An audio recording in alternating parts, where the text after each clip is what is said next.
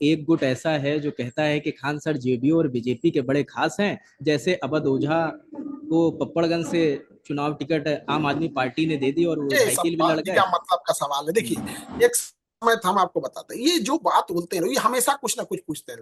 हमारा जब उद्देश्य है दो, एक सबसे कम पैसे में शिक्षा, और शिक्षा इतनी बेहतर हो सब समझ सके, और वो शिक्षा परीक्षा में आए, प्रश्न रिजल्ट भी आए। तो कभी ये लोग सवाल पूछते थे कि पढ़ा रिजल्ट कहाँ होता है, इतना रिजल्ट हुआ कि स्टेज टूट गया। फिर ये लोग, कुछ लोग ये पूछते हैं कि पढ़ाए हुए में से नहीं आता।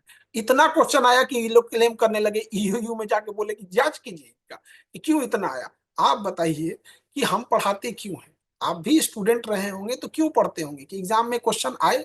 क्या ऐसे टीचर से आप पढ़ना चाहेंगे कि जिससे कोई क्वेश्चन ही ना आए? तो ये उठाने लगे। अब उसके बाद ये होगा, ये लोग सारा सवाल कर सकते हैं हमसे, बस इन लोग का एक ही प्रॉब्लम है, हमने फी कम कर दी। तो बस लड़ाई है। अभी हम फी बढ़ा के अगर 50,000 60,000 लेके चले जाए, फिर एकदम बहुत अच्छे हैं ये है, थोड़ा सा पैसा दे के फंडिंग कर दे तो ठीक है। बट ये सब चीजें अपनी उसूलों से समझौता नहीं करता। ये बच्चों से पूछिए, उन लोगों से नहीं जो मतलब स्टडी क्या कर रहा है। मुद्दा री एग्जाम होना चाहिए। अगला कदम सर क्या होगा? क्योंकि शिथिल पड़ गया है आंदोलन, शिथिल पड़ गया है, गर्दनी बाग की तस्वीर बदल चुकी है, जहां सैकड़ों छात्र रहते थे, क्योंकि बहुत दिनों से चल रहा है, उनके पास रिसोर्सेज नहीं है, जो उनके पास रिसोर्सेज थे सब खत्म हो चुके हैं, खाने के लिए भी परेशान। मेरी भी लगातार उनसे बात होती रहती है। तो अब आप आए हैं, उन्हें उम्मीद जगी है कि अब शायद हम फिर से मजबूत होकर अपनी बात कह सकेंगे। देखिए, एक जो चीज हमें जो फील हुआ कि आयोग और सरकार हमारी बातें सुनने से ज्यादा वो ये ढूंढ रही है कि हमें कमियां क्या निकाला जा सकता। उन्हें ये नहीं सुनना है क्या है, तो कमियां निकालते हैं। कभी कहते हैं कि पॉलिटिकल ये फंडेड है, कभी कहेंगे कि दिल्ली से फंड आ रहा है। तो तुम्हारी यूनिट हाथ में मेहंदी लगा के बैठी हुई है, पकड़ो, फंडिंग आ रही है तो रोको। ईओयू पूरी संस्था है, रोक दो भैया यार। क्यों बचाया जा रहा है? हमको ये लगता है सोडियम पेंटोथेन किस लिए, किस दिन के लिए रखा गया है? नार्को टेस्ट और पोलियोग्राफिक टेस्ट किसके लिए रखा है? मुर्गी चोरी होगी तो करेंगे क्या? भविष्य खराब हो रहा है यहाँ पे।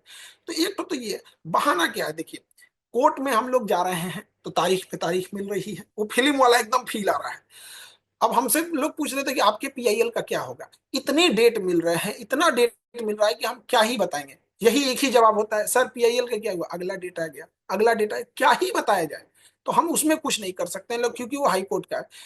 विपक्ष सो गया है, मतलब अब उतना भागीदारी नहीं कर रहा है। सरकार आंख कान बंद करके बैठ चुकी है, बिना मतलब का ये चीज ये हो गया।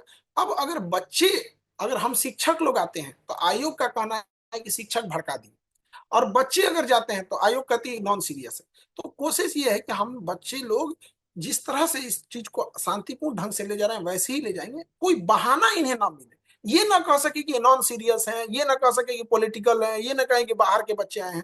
आप सोचिए, आयोग ने ये तक डेटा दे दिया कि जो बच्चा फेल हुआ है वो कितना क्वेश्चन बनाया। वो प्रोटेस्ट में फोटो खींचकर गर्दनी बाग में कौन बच्चा बैठा है, जो भूख हड़ताल पे बैठा है, उसका कितना नंबर आया, ये दिखा दिया आयोग। लेकिन इस आयोग से बीपीएससी टीआरई एग्जाम वाले बच्चे, टीचर एग्जाम वाले बच्चे पूछ रहे हैं कि डोमिसाइल में कितना परसेंट आपने कहा कि जो जॉब दिया, ये नहीं बता रहा है। वो हमेशा सेलेक्टिव डाटा देता है। तो कहने का मतलब है कि ये पूरे तरह से छात्रों के लिए है। हम लोग छात्रों के सहयोग में हैं।